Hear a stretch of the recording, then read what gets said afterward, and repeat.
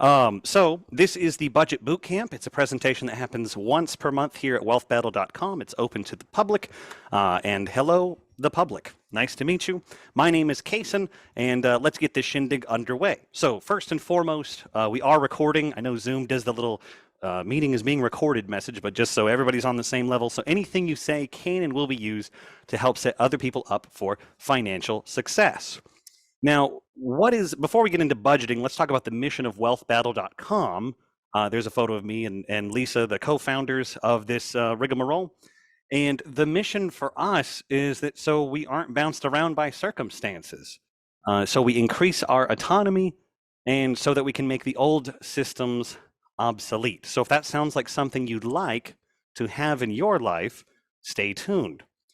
Specifically, who am I? Why should you listen to this guy talking about budgeting? Well, first off, I'm a voluntarist, which means I believe that all relationships should be voluntary at all level of human interaction, whether that be family, government, what have you. So that leads to some interesting conclusions if you're not familiar with like the philosophy of liberty. But business is one of those things where you can really put those principles into action rather than just chit-chatting about them, at night. I'm also a business dude. I've been in business for nigh on a decade now in TV, event, and video production. So any technical difficulties tonight are definitely on me, because even the pros make big mistakes, everybody. And probably the most important component is I'm a budgeting nerd. And after kind of slogging it out for years, trying to figure out how to manage money, trusting financial advisors and CPAs, I found that the number one tool for unlocking kind of an understanding of the way that the money is flowing in my life is building a budget. Imagine that. The age-old adage is true. So here is the Budget Bootcamp. Before we get into the how to build a budget, let's first define our terms, because that's a good starting point for any debate. So what is a budget? According to Investopedia, it's in a estimation of revenue or money coming into your pocket and expenses or money coming out of your pocket over a period of time. Typically, we're talking monthly. People can go bigger than that, smaller than that, but typically we're talking on a monthly basis. And the important component here is that it's compiled and reevaluated on a periodic basis. For everybody in Wealth Battle, we meet twice per month to get together and ask, how's budgeting? What do you need right now? What's the number one thing you're going to get done in the next 2 weeks? So we meet up twice a month for that. Budgets can be made whether it's for a business or the personal side of things. But here's the thing. A lot of people, whenever you say, are you budgeting? They don't hear like the genuine question. What they hear is like the 90s serial killer cutting out the little, magazine clippings and like it's like a hostage ransom situation. Are you budgeting? Because a lot of people don't know what their financial situation is specifically, or if they do know, or if they have an inkling as to which way it is, they want to look the other way. Like a very common thing that people do is they say, I don't even want to look at it. It stresses me out. And I would totally get that. And I totally do understand that from the standpoint of this is not something we're taught in school. This is not something that we're taught from our families, generally speaking.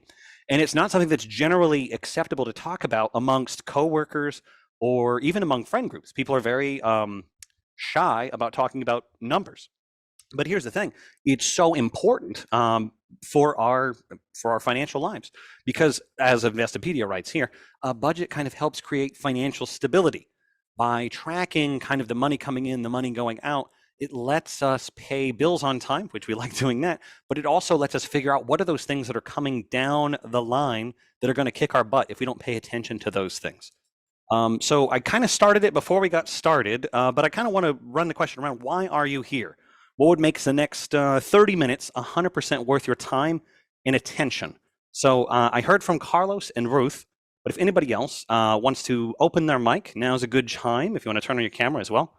I see Bryant, Kevin and Crystal, I should say, Leah and Chris. If anybody wants to say what would make the next 30 minutes worth your time around budgeting or finances here? I thought I saw Bryant's mic open up. Go ahead, Bryant.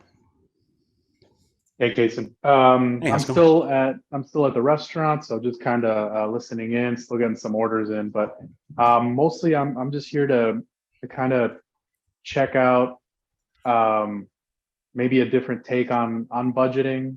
I've had budgets before that I've tracked on spreadsheets, but my tendency is to kind of start strong and then fade and kind of step away from the tracking aspect. Okay, got it. So it doesn't work for you. The tool is inelastic and it breaks whenever you try to budget, yeah? Yes, but I would say that's more my tendency than the tool, Okay, obviously. Yeah. got it. I mean, a foolish carpenter blames his tools, but at the same time, I hope to change your mind around that in particular. Okay, cool. Thank you, Bryant. And I just realized the same Bryant. Got it. I know. We know. Yeah. And then Kevin and Crystal. Hey, how's it going? We're going well. So what we're here for is just basically to learn where to start when it comes to budgeting. We have a general notion that a budget is a good idea. And if you're budgeting for something very specific, like, hey, I'm planning $1,000 for this trip, whatever, that makes sense. But just the ongoing budget, how do you plan around that? That's what we're looking for. Okay, got it. And do y'all budget as a unit, as a one kind of combined finances? I'm guessing by the and, or are y'all separated financially? There is a strong attempt to do It's that. the combining part, yes. The budgeting part, no. Is it a desire to budget together? Yes. Yeah. Okay, cool. As that old adage goes, the couple that budgets together stays together. I don't know. Maybe that's a thing that people say. Okay, got it. So kind of a starting point, and you've heard that it's a good idea, but it's really kind of an overwhelming task to take on. It's just like, where to even begin? Is that an accurate summation of what you've said? That's Exactly. right. Yep. Got it. Cool. And then Leah, how's it going? Hi, Kason. How are you? I'm doing well. How are you? Good, thank you. So what would make the next 30 minutes totally worth your time? Because everybody's time is valuable. Yeah, a system to plug everything into, something I could keep updated, not too complicated, just to get a grip on what I'm doing.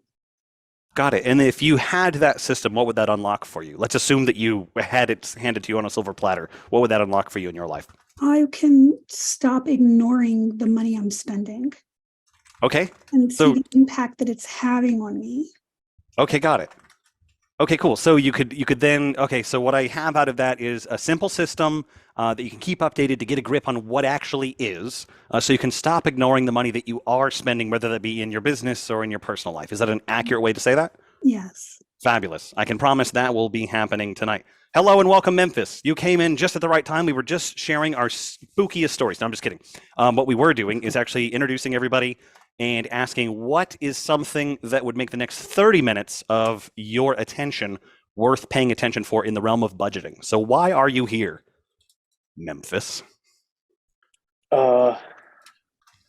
Honest, if I'm being 100% honest, I'm just exploring because I've been looking into people who have been into clubs like this, and I just started learning about people actually being in clubs like this. So I want to, honestly, I don't know. Right on. It's all good. So you're from the Kiyosaki camp, right? That was you and I. We were chatting earlier today. Was that you on Discord? Oh yeah. That was me. Yeah. Right on. And this is Lisa, the one I was mentioning that was like at Kiyosaki's place playing cash flow and all that sort of thing. So like she knows a thing or two in the financial freedom sector for sure. Oh, gotcha. Nice to meet you. Hey, Memphis. Cool. Hi. So that kind of concludes our, kind of why are you here? And then Lisa, why are you here? What's up with that? Don't you know all these things already? To support my best buddy and to help share the wealth and knowledge with others. Love it. Awesome. Okay, cool. So let's go and talk about the key to dropping the financial stress in everybody's lives. And that is this funny little acronym, IBORSI. Yes, it's nonsense. There's no slick pronouns here or mnemonics. But hopefully this will stick in your mind because there's no other thing like it. And that stands for income, budgeting, opportunity funds, ascending cash flows, reducing labor, speculation if you must, and escaping the rat race. There are presentations to each of those dedicated at wealthbattle.com. You can click on free presentations and it's right there. But tonight we'll be focusing in on budgeting. So imagine yourself driving down the highway, as I am one to do in my particular line of work. Let's imagine that we're driving down a nice stretch of road. There's no real obstacles ahead, that sort of thing. Where do we want to have our focus? Most people would agree we want to have our focus on the road, not our rear view mirrors. This is a very drawn out analogy towards why we should budget a specific way. So pay close attention to this. It'll sound a little silly at first, but it will become clear over time. So if we're driving along and we know that there are these regularly scheduled interruptions to our drive, such as people that are going slower than us, we know that that's happening. But if we are really alert and not dilly-dallying on our phones while driving, don't text and drive, kids, we may notice other signs on the road, such as no gas for the next 200 some odd miles. If you're heading towards Las Vegas, there's one of those. It's like 150 miles to the next fueling station. They'll get you. It'll be very expensive. But it's so important whenever we see these signs that it's like, hey, I need to take some action now. Because if I don't take an action now, the consequence in my immediate future will be very drastic. And then there are things that we know that are coming, but we don't know exactly where, such as potholes. For some reason, these roads just keep having potholes. We also know there will be other, perhaps reckless drivers that are going to pass us willy-nilly at a high rate of speed. We know there may be things like wildlife. There may be, if you're in Russia, like a meteorite that you capture on your dash cam. All this to say that we know that there are all these things that are going to happen while driving.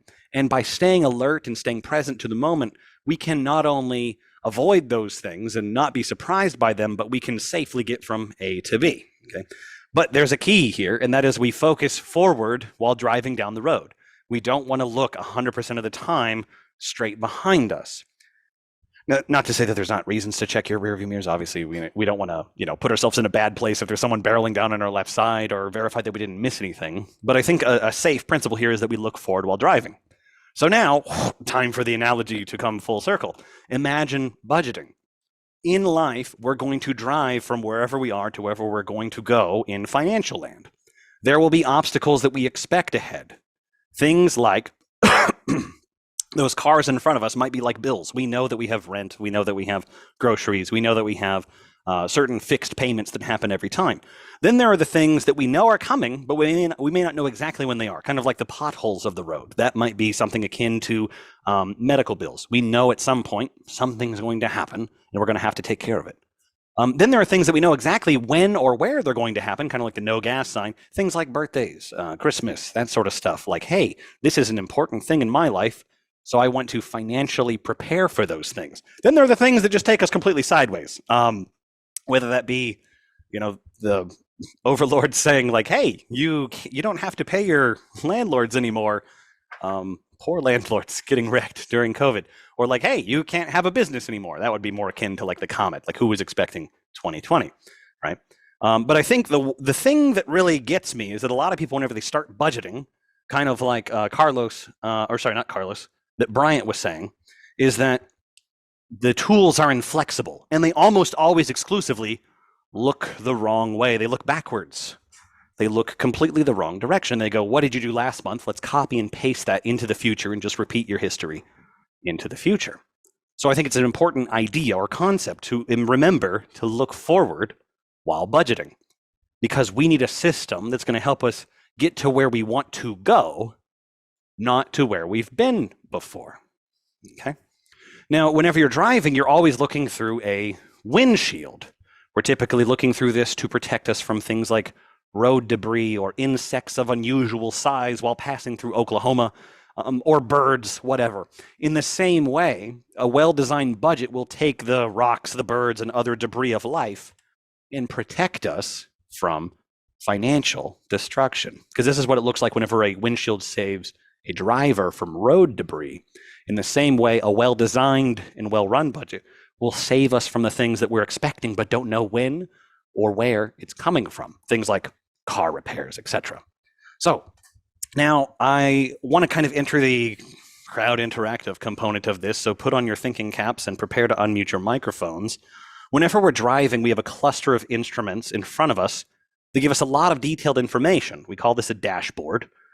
Now, just from this image, anybody can, I want you to unmute and just name one thing that you can see from this image right here.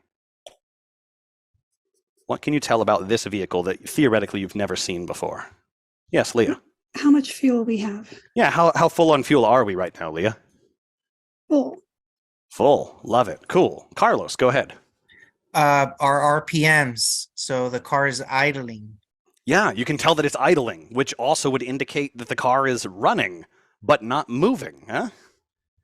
Very cool. Let's see. Bryant, Ruth, Chris, Kevin, Crystal, Memphis. Anybody? You can see how fast. Honestly, Go Go ahead, Sorry, Kevin. go. Go, Kevin, first. You can tell our speed and how fast we're going. And how fast are we going, Kevin? Not very fast at all. We're going Go- 0 miles per hour. Yeah. And then, Crystal, are you there? Yeah, I'm here. What's one thing you can tell from this image? Well, you can tell the person's not wearing a seatbelt. Yeah, they're currently not buckled in. Are you concerned about them right now, Crystal?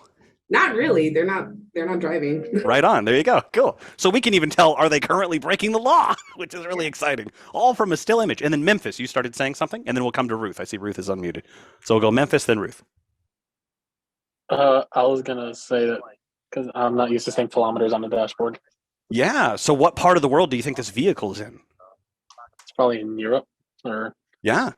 It's probably Okay. not in North America because most of the Canadian Yeah. cars and most of the Mexican cars are going to have miles per hour just in case they cross the border. Thank you, Memphis. And then Ruth. Oh, I was just gonna say the seatbelt wasn't on, so that's why I unmuted myself. Sorry. Oh, right on. Can you see anything else about this particular vehicle, Ruth? Well, it has a full tank of gas. Yeah, so totally. It can go a long way, Right on. like 650 kilometers, not miles. Yeah, right. Kilometers. Right on. And I think Looks the bright like the lights are parking on, but brake's I'm not on. sure. Yeah, it looks like the brights are on. Yep. And then Bryant, were you saying right there? It looks like a parking brake, I believe, or the foot brake over on the lower left-hand side. Is that a Something brake? requires our attention at the bottom left. Absolutely. Fabulous. And then Bryant, can you tell which side the gas inlet is on this particular vehicle? On the right-hand side. And how can you tell that? This Oh is wait, for no, everybody. actually, sorry, I was looking at the center one. Nope, it's on the left-hand side, right next to the little gas pump icon. Yep. It's pointing to the left. Yep. So this is kind of a fun one to point out because some people haven't noticed this on their own vehicle.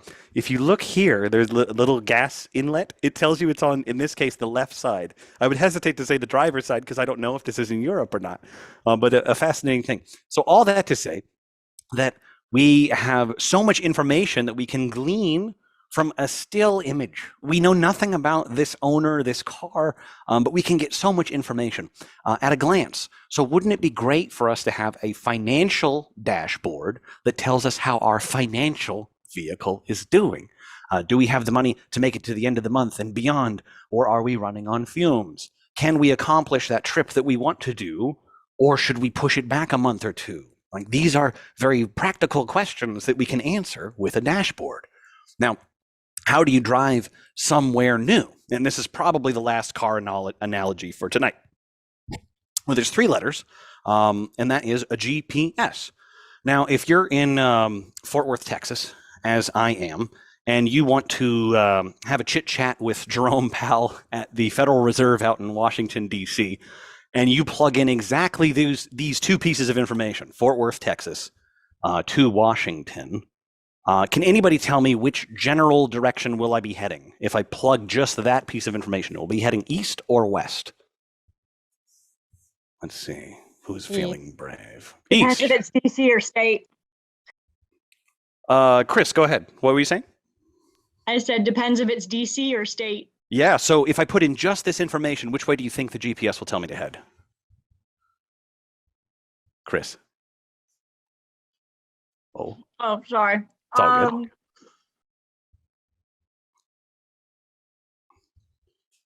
I think it's gonna go. I don't know. East or west? Take a pick. It's only a 50-50. I know, and we've done this before. We did this exact thing before, and I don't remember. Yeah, so it'll end up taking you to the west. It'll head you northwest straight to Washington State because I was too imprecise with my input into the GPS, when in fact I should have put in Washington, D.C. or Washington District of Columbia. We have to outsmart the tool that we have, or at least be smarter than the concept of the tool. Now, how do you money somewhere new? This would be the idea of a budget. Now, you can do it on paper and pencil. You can do it in envelopes. You can do it in spreadsheets, as some people here have talked about. But there is a tool, and that tool has a fun little acronym, and it says YNAB. Now, YNAB appropriately stands for You Need a Budget. Okay. Now, YNAB is at ynab.com, and they've literally trademarked the phrase gain total control of your money. I'm a big fan of their mission. Now, as far as YNAB is concerned, there are 4 rules to building a budget.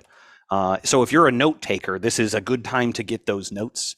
If you're not a note taker, this is a good time to start becoming a note taker.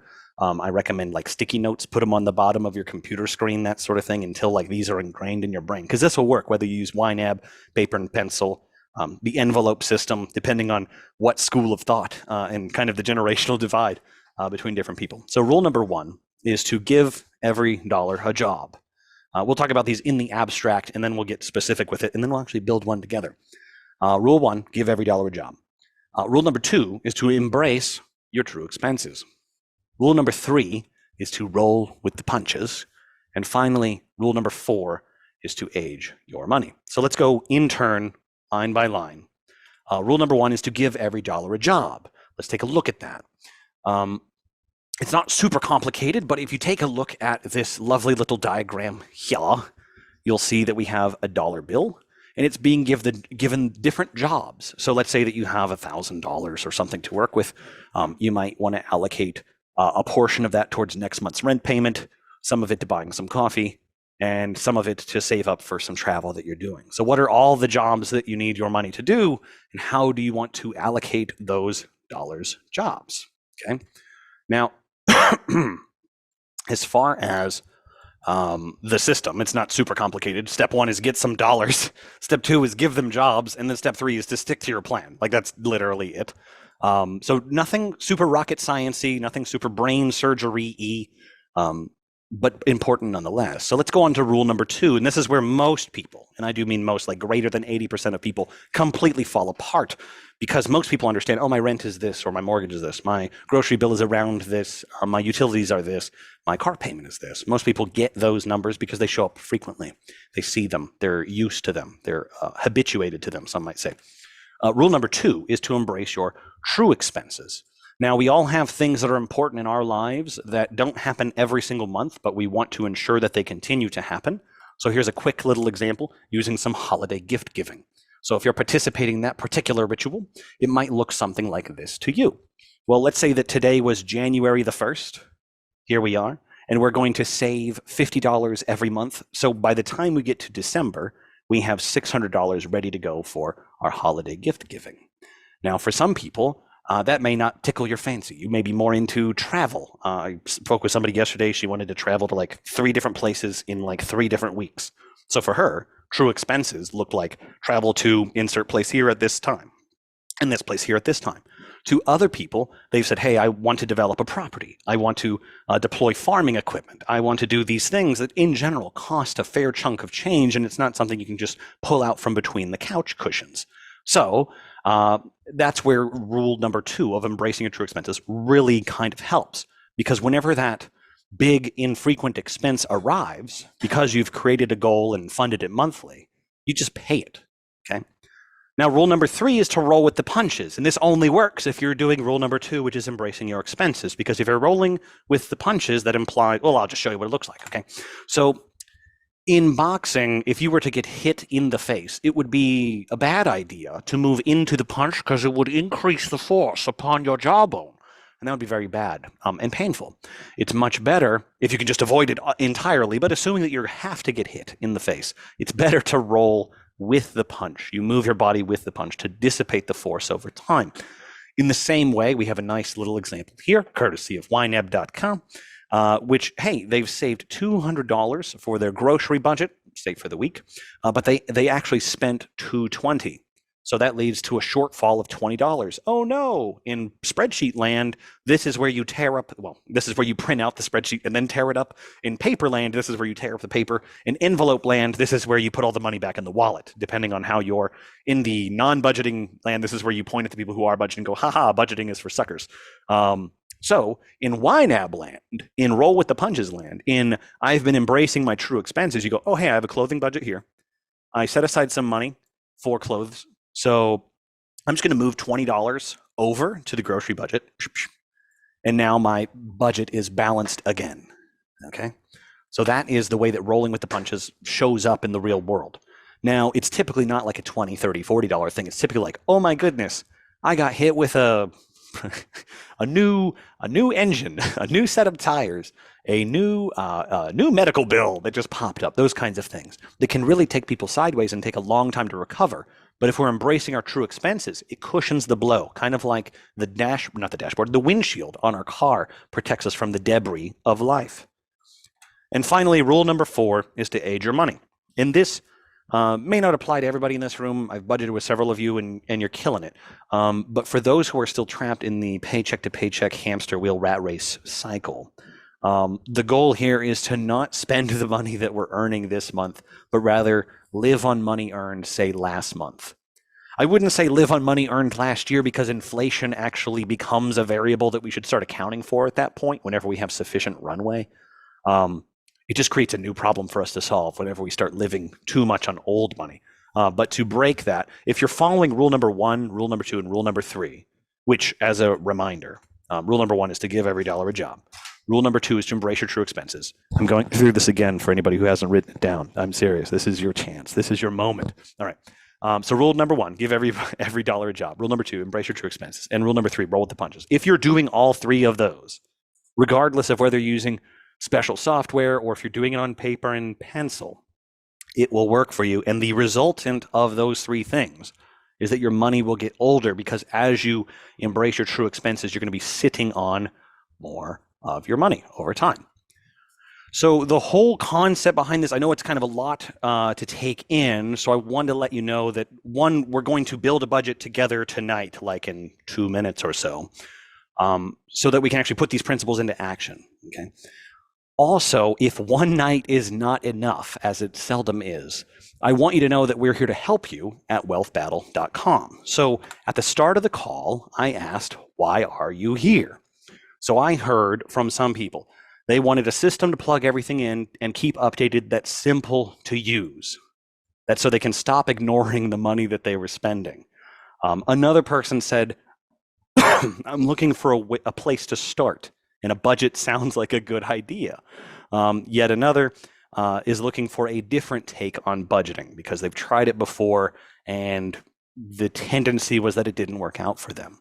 So as far as wealthbattle.com is concerned, we're here to support you in the realm of budgeting, but in a world of other places.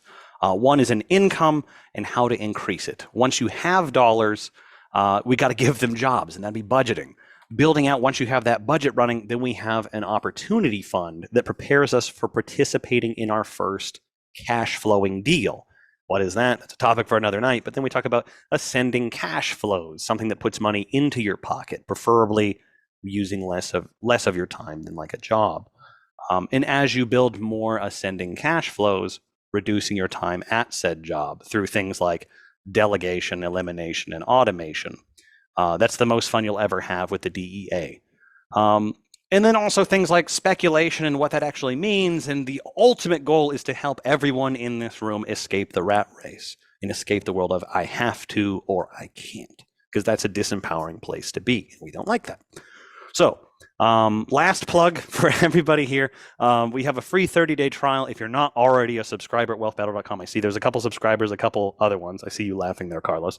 There's a free 30-day trial.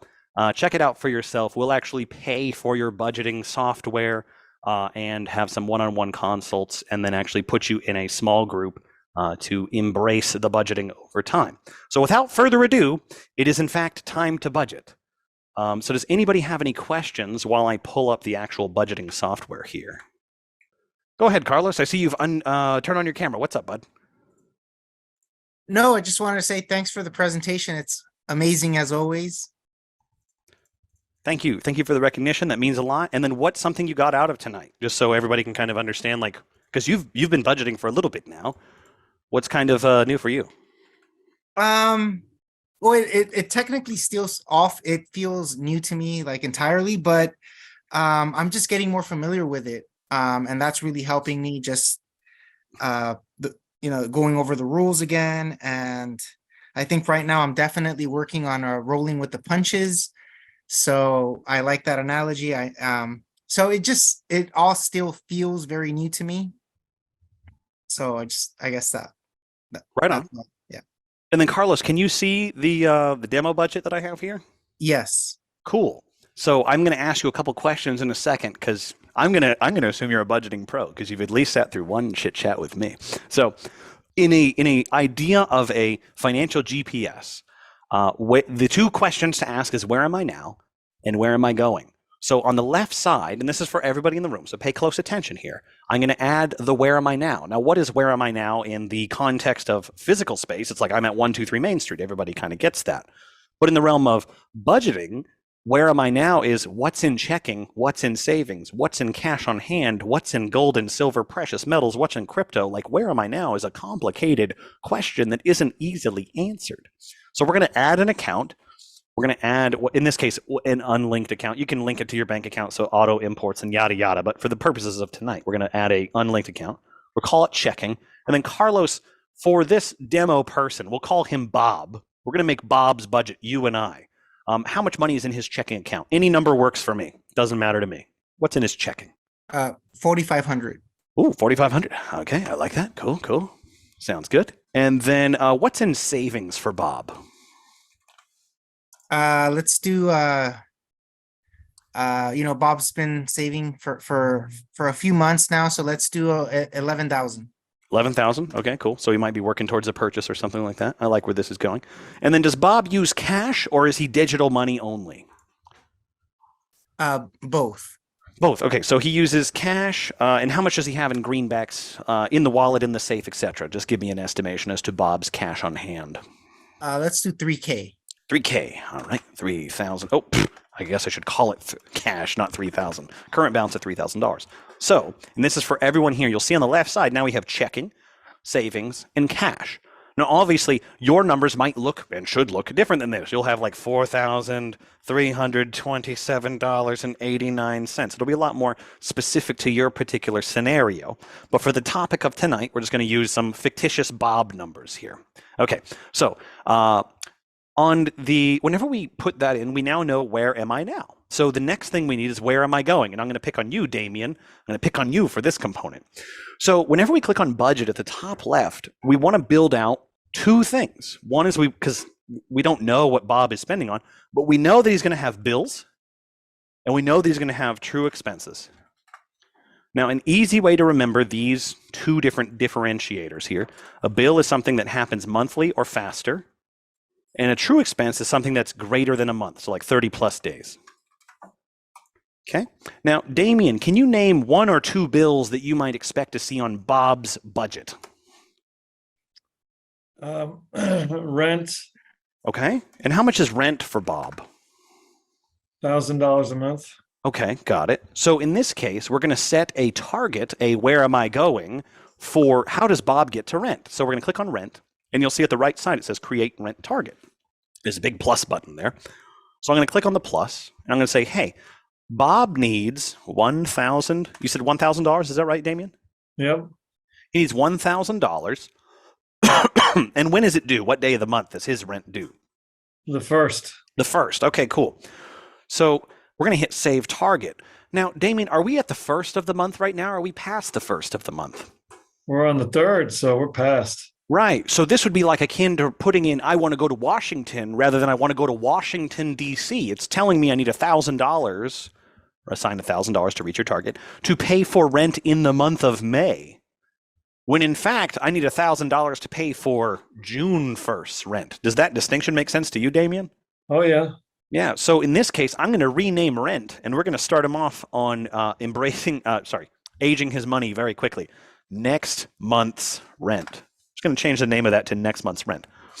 Now, Damien, what is rule number 1 of budgeting? Give every dollar a job. Cool. So how many dollars does Bob have to give jobs to right now, and how do you know? Well, up at the top in the green bar, it says he has 18,500.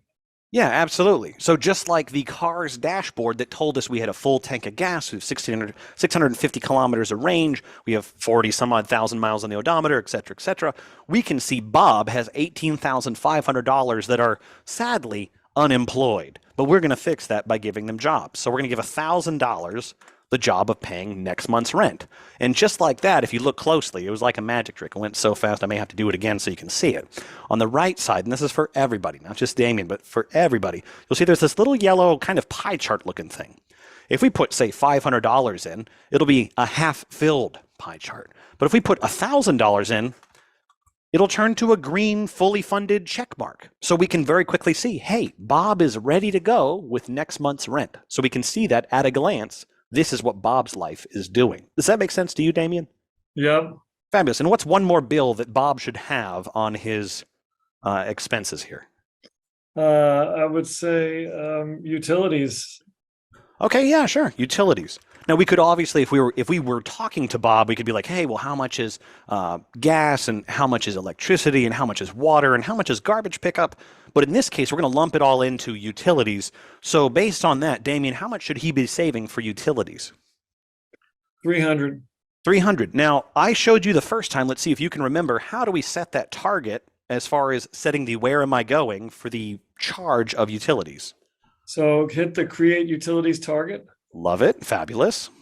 And then always leave it on, or usually we're going to leave it on needed for spending. Yep, we'll leave it there. Okay. It's already, cursor's already on amount needed, so we'll just hit 300 in there.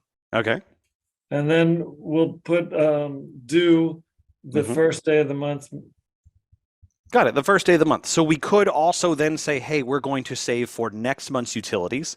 But at that point, like if you know, we may as well try showing a different way of getting there.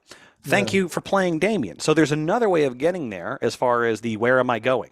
You'll notice under needed for spending, you can change it to all these different types. In this case, we're still going to stick with needed for spending, but instead of saying it's due every the first, which includes the month that we're in, which the first has already passed, we're going to choose first due on June the 1st, and then repeat every 1 month from there. Now, this is going to spit out something interesting. Damien, how much does it say Bob should save for his utility bill right now? What does it tell him? Because it's due, pretty much 60 days from now. It says, or 58. It says assign 150 because that's the interval, right? By around this time, you want to drop 150 in there, and then by June 1st, you'll pay the next 150. You're really close, and just so no one gets lost in the weeds, we're not 58 days away. We're actually just under 30 days away. So we have the month of May, which if you have $300 and you have 2 months to get there, the month of May and the month of June, 150 plus 150 will get you to 300. So it's telling Bob, hey, save $150 to stay on track. So if we save 150 in the month of June, it's going to say, hey, save another 150, and then he's on track. So that's another one of those things where how are we going to, I think it was Bryant that said, I've tried budgeting, but I kind of like would fall off the bandwagon and that sort of thing. Picked on you, Brian, a little bit there. But that's because the tool isn't super flexible, right? This is incredibly flexible because if you save all 300 in the month of May, you're done. If you save 150, it'll remind you, hey, you need another 150. It's very flexible in that type of thing. Cool. Thank you, Damien. Let's see. Who has an idea of a true expense? I kind of would like to hear Crystal and Kevin come in on this because this is what takes couples budgets sideways quite often, in my experience. Are y'all there, Kevin and Crystal? Yes. We're here. Hey, how's it going? Good. Awesome. So what is an example of a true expense that we could put on Bob's budget here? Car repairs? Yeah, car repairs. Cool. So if Bob was being sensible, what does Bob drive? Let's start with that. Well, looking at his monthly rent and his low utilities, he's driving like a Corolla. He's driving a real hoopty Corolla. Yeah. Right. So it sounds like car repairs are going to be really important to Bob. Absolutely. Yeah? Right. Okay, cool. So let's assume that he has a clean bill of health from the mechanic and they're like, hey, we think this is good, at least for the next 3,000 miles. What would y'all feel comfortable if you were Bob saying, hey, I'm going to start tucking away this amount of money a month to be ready for car repairs? 100, 200, where are we at in y'all's? I would say 100 because it's like 100 to do like an oil change now. So Crystal says 100, and Kevin, Is the price right? Higher, lower? 100 sounds good. Okay, cool. We have agreement. All right, cool. So, Kevin, I want you to walk me through how can we set that goal. I want you to tell me what to do here. You've seen it, and if you need help, I'll help you out. But I think you probably got it. So we're gonna hit that plus sign on the right. Yep. So we're gonna hit the plus sign, and then we're gonna change the target type. Can you guess as to which one we're gonna be changing it to? Is it the monthly savings builder? You nailed it, like the piggy bank. We're gonna put money in it, and whenever we need it, we're gonna break that piggy bank open and take those funds and repair the car. In this case. Mm-hmm. And then how much are we gonna assign per month, Kevin? 100. Yeehaw. And then we'll save that target. And now it's just going to say, hey, you need $100 for car repairs. So we can start saving for that. Now, here's the thing. In June, it's going to ask for another 100, and it's going to now have 200. And then in July, it's going to ask for another 100, and now it's going to have 300. And then in August, it's going to have 400, so on and so forth. At some point, Bob might be like, whoa, I have too much money saved up for car repairs. I might change that from car repairs to just buying a new car. He might do that. Or they say, hey, you need a whole new set of tires. We'd like your money, please. Who knows? We don't know. The important thing is that he is, what's the title of rule number 2, Kevin and Crystal? Did y'all happen to write it down?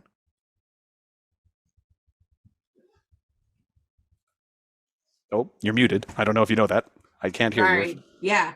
He's embracing his true expenses. Yeah, so we're embracing true expenses. Cool.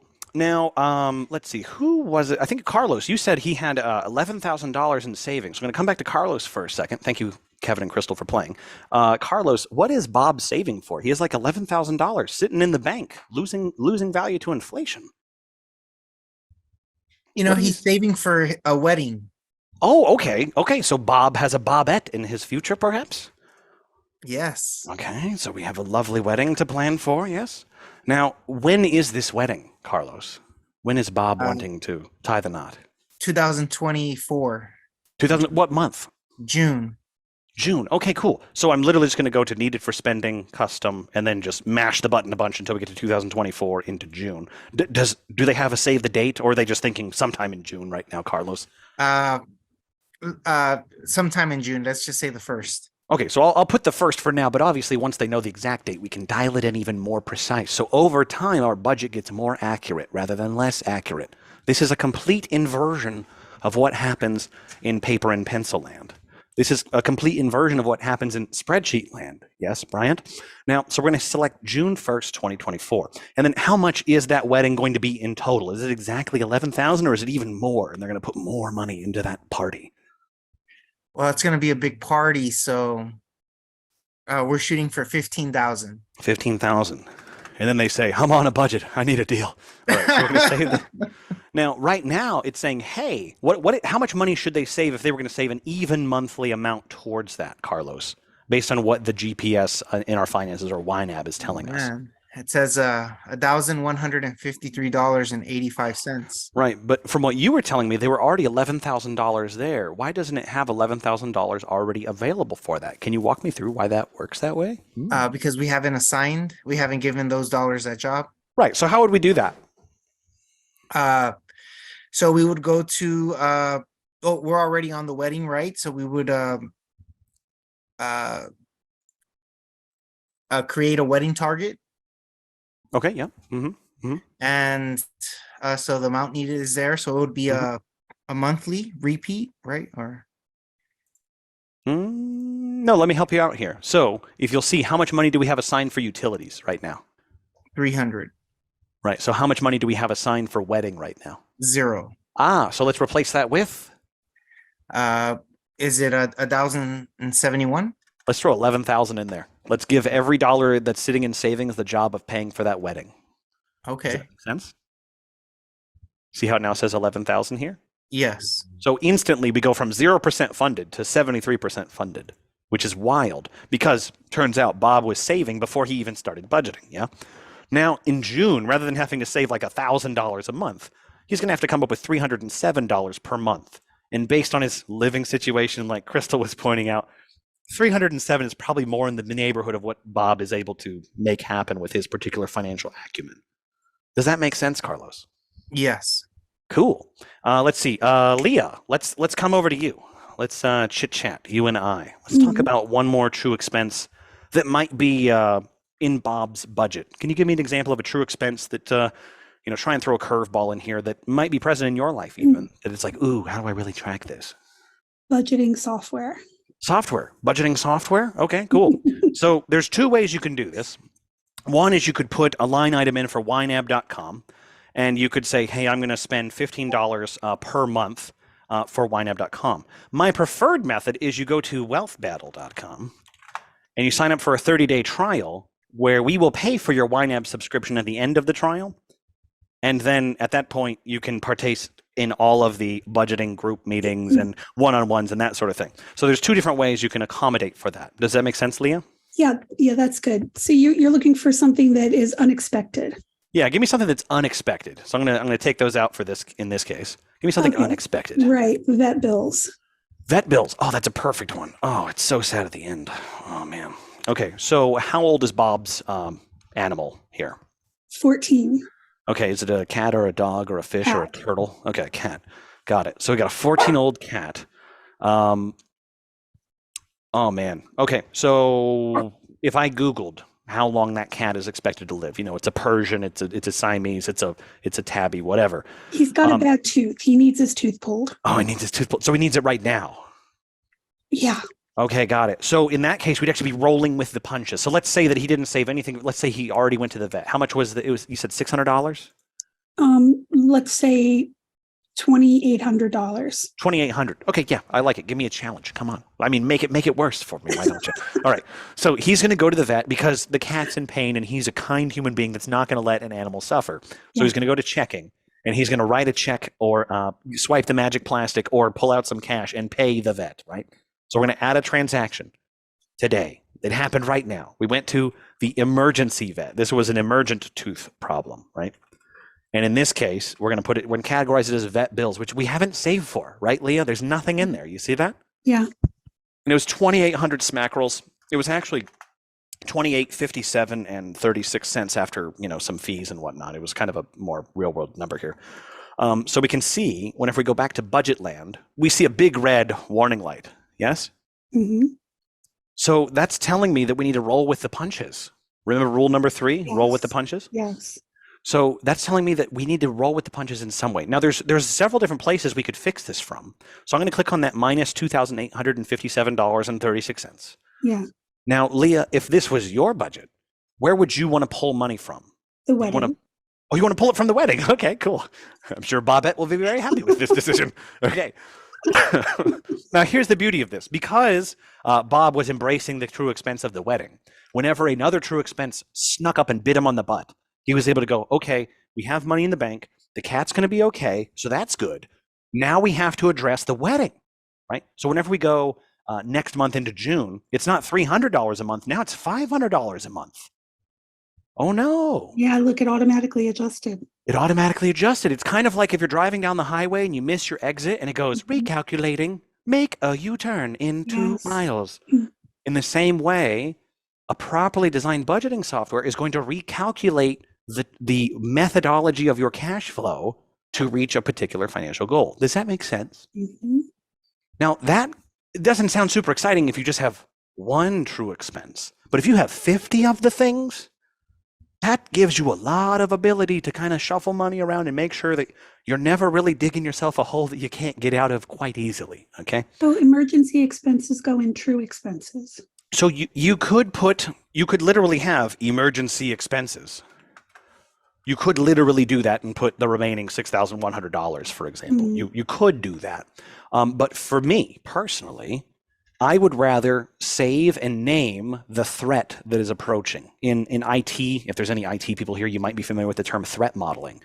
It's like, well, if you want to protect your phone from being hacked into, is it, the random dude at the coffee shop that's using a script he bought on the dark web for $20? Or are you trying to protect at a Edward Snowden NSA breaking level? Like those are two very different plans. One is like communicate with string and cups, and the other is like turn off your Wi-Fi, right? So in the same way, if you have what are some emergency expenses you would want to save for, Leah? Besides the animals, Yeah, so we got vet bills. I like that. And then what's another one? Just maybe somebody in the family got sick and you had to help them. Okay. Human care. Human caring, right? You could call it whatever you want. You could call it generosity. You could call it charity. You could call it kindness. You could call it giving. Whatever you call it, you can care for humans, and you could say, hey, I want to set aside a certain amount. How much would you set aside per month to be ready for that? So you can take time off of work, so you can send them a soup in the mail, so you can send them a card to get well. What would be reasonable in your mind, Leah? 5% of my income. Okay, well, rather than giving me 5% of your income and thereby disclosing what your income is, give me a definite number that might be suitable for Bob. Let's say he's going to put $30 a month in that. Okay, cool. We can totally put in $30. So now it's going to say, hey, Bob, you told me you want to save $30 for human care, and in the month of May, you haven't done that. And then whenever he gives the $30 the job for human care, then it's like, okay, you've reached your target. Does that make sense, Leah, as to how that works? Mm-hmm. Cool. Now, let's see. To go on the wedding, I see we still need another $6,857 in Bob's land. So thank you for playing, Leah. Bryant, are you able to chit-chat? Or is the restaurant happening? Happening, hippity-hoppity? Get off my property. I think Bryant's busy. All right, Memphis, are you able to play? Let's see. Yeah, I'm here. Hey, Memphis, how's it going? I remember. Awesome. So are you starting to kind of get a vibe for the power of a budget in your life, how this could be applicable to Memphis land? Kind of, sort of, yeah. Okay. Still understanding for the most part. Okay, got it. What's still muddled, gray, or unclear to you right now? Let's address it, you and I, together. Honestly, I don't know. My brain works weird. I'm kind of just in the process of I'm just processing everything, really. Right on. It's okay. weird. Well, I'll ask you a couple questions because my brain also works weird, and my brain works best whenever I can chit chat with another human being. So, I want you to kind of teach me here, Memphis. How much money does Bob need for his wedding that's coming up? Still, how short is he on his wedding budget? Can you tell me that number? 68, 57, 36. Yeah, so that's a fascinating thing, kind of like earlier whenever we did the whole car analogy. It's like you're able to tell pretty exquisite, precise details about some random Bob that you've never met, and never will, because he's a figment of our imagination for the sake of this discussion. Sorry to all the Bobs in the world. And you can tell, hey, he's short by $6,857. Now, here's the thing I want to share with you. So let's say you had something important in your life, like Memphis. Do you have any aspirations to travel or do something that takes U.S. dollars or other such currencies to accomplish? At the moment, no, sadly. Oh no, that's sad. Well, let's say that you won the lottery tomorrow. What's the first thing you'd do? You got $100,000 in your pocket. What do you do? $100,000 in my pocket. Sheesh, I'll try not to waste it. That's for sure. So you would schedule a budgeting conversation with Kaysen at wealthbattle.com, and after you did that, what would you want to do? That's a very question I'm not prepared to answer. Okay, no problem. You plead the fifth. I'm not going to execute a search warrant on your brain. Cool, man. All right, no problem. Does anybody else want to play? Now's your chance to unmute. I see Chris, Bryant, other Chris with a C. Lisa, what's something you want to do that would bring happiness and joy and fun? I would like to buy some property with a creek on it. Okay, got it. So a substantial amount of money would be allocated to that, yeah? Yeah. Right on. Cool. Awesome. I was digging for opportunity funds. All right. So let's say that this has a timeline of like a couple years for now for Bob. What? For Bob. Lisa gets it quicker. Lisa gets it quicker because she's already figured these things out. Okay. But Bob has to wait. So Bob, and I mean, he's got $6,000 that's unallocated, and really he needs to allocate $6,857.36 towards the wedding. Side note: I just did that math in there because every one of these is a calculator, and now I need to pull $787.36 out. And now every dollar has been given a job. Hallelujah! So rule number 1: give every dollar a job, has been fulfilled. Rule number 2: embrace his true expenses. Bob has begun doing that. But let's say that there was something bigger, like on the time scale of greater than a year. So you could kind of have the money do something for you between now and then. This is where I add another category group called the future. And in the future, I put out something like opportunity funds. And a lot of people have heard about the idea of pay yourself first principle. There's a book called Profit First by Mike Michalowicz that talks about this in the realm of business. There's a book called The Richest Man in Babylon by George S. Clason that talks about that in the realm of personal finance. And pretty much everyone on the planet refers to those books, it seems, whenever they're talking about the pay yourself first principle. And the idea is 10% of whatever you earn, at least, is yours to keep. So let's say that Bob goes to work. He gets paid by the job. So he has an inflow of, let's say, $2,500. It seems like that he could live his lifestyle, minus maybe the wedding, on that. But maybe he helps out on the wedding. So opportunity funds, he might tuck away, say, 10% of $2,500. I think, Leah, you said you wanted to do a percentage-based thing, right, for human giving? Hi, sorry about that. It's all good. Welcome back. I just wanted to confirm you were talking about doing a percentage base of whatever you bring home for human care at to the tune of, say, 5%, right? Yeah. So I wanted to show you this particular feature. This is for you. So we were talking about Bob wanting to start up an opportunity fund and start tucking away money to prepare for something like a down payment on some property or some other big venture. But I want you to know, so at the top, we just got Bob a $2,500 paycheck. So far, so good, Leah? Yes. Now, we're going to take that $2,500 and multiply, so times 0.1 for 10%, and hit enter. There's your 10%, right? So it automatically calculates that out.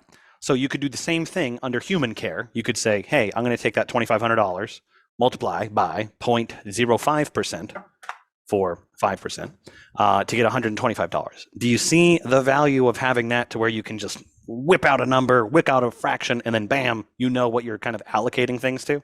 Yeah. Was that just the X key for multiply? It is not. It's the shifted 8, the asterisk, some might say. The thing that's not the pound on the phone. Yeah. So if we have $0 in there and we punch in 2,500, and also if you don't get that, you can just click on this little thing and it has plus, minus, multiplied, divide. I see it. Right. And then it'll put that in there for you.